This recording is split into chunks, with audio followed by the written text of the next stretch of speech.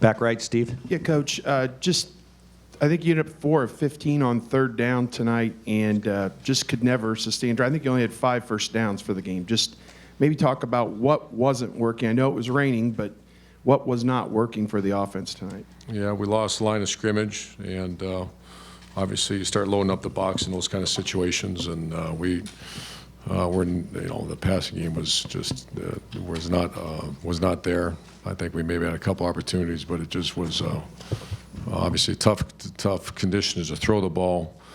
But we tried inside outside, and we just they beat us at the line of scrimmage, and we were unable to execute in the throw game. So that was a very poor performance. Back left over there, Austin. Urban, can you pinpoint anything that might have caused those issues in the passing game? It seemed like early with the weather, I don't know, you guys didn't even want to take many shots. Yeah, well, it was. I mean, either side was tough. They had a couple fades, I think, on us, but for the most part, it was tough sledding to throw the ball. And we tried a little bit, and we had Braxton, I think, come clean on one, and it hasn't been a smooth run really most of the year, so we have to get some things fixed. Over to the right here, Tim. Yeah, Urban, how limited was Ezekiel Elliott with that leg problem, and was that a problem at all for him? No, he was fine. That was earlier in the week, and he practiced Thursday, and he's a warrior. Just so many people at the line of scrimmage, we couldn't control it.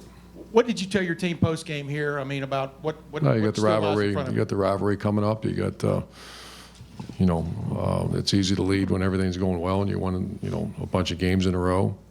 That's not how you judge a team. That's not how you judge character. That's not how you judge a leader. That's how you judge a front runner. That's how you judge when things are going well. You've just been hit right in the gut. And, Zeke actually said a few words down there. And I love these guys, and we'll come back and do the best we can next week. Got to get better. Right here, Bill. Do you in any way foresee this kind of performance?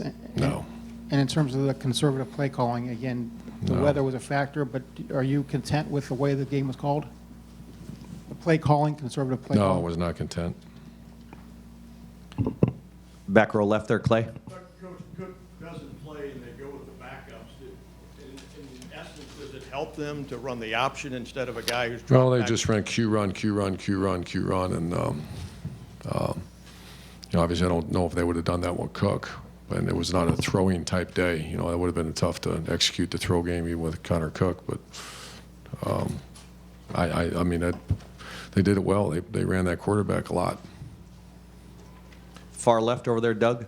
Urban, you said as far as the play calling, you weren't content. What can you do during the game if you're not content with it? Was there more you could have done yourself to try to switch things up? Well, I call a lot of plays anyways. So the finger, you point it right here. And have to do better. Yeah, we didn't. Very conservative. Seemed like we were backed up a lot, and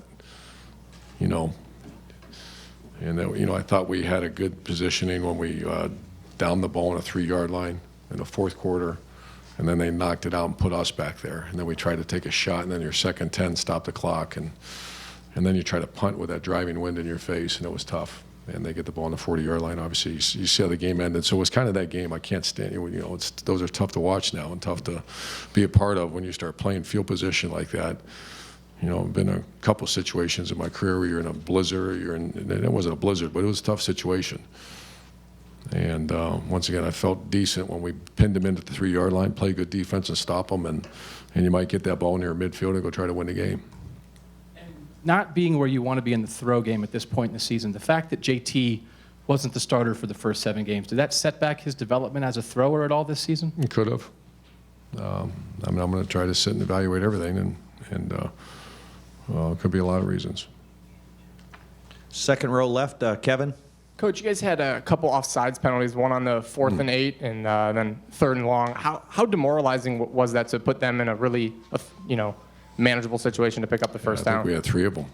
It's a tough situation. 4th and 8 is much different than 4th and 3. And that's especially the weather, the conditions that we were playing in. Back row left, Bill. Urban, you get two short fields off turnovers and they answer with long drives. How disheartening was that? Yeah, disheartening, and especially it was all mostly run. I guess they had a 4th and or a 3rd down and 15 and hit a fade on us. That was a big transitional part of the game when you feel like you get them stopped, and then they hit a ball over the top on us. But it was, I think, disheartening is a tough, correct word when you feel like you 14-7 or 7-0, you go up and you're up by 14-7, and then they take it the length of the field. And last two questions to the right here. Pete? Urban, you've obviously seen some funny scenarios happen in college football in the times you've been a head coach, going back to Florida in 08, I guess. Just where do you feel like this program is in the big picture in relation to the playoff after today? Oh boy, we got to get a couple first downs and find a way to complete pass and beat our rival. I don't,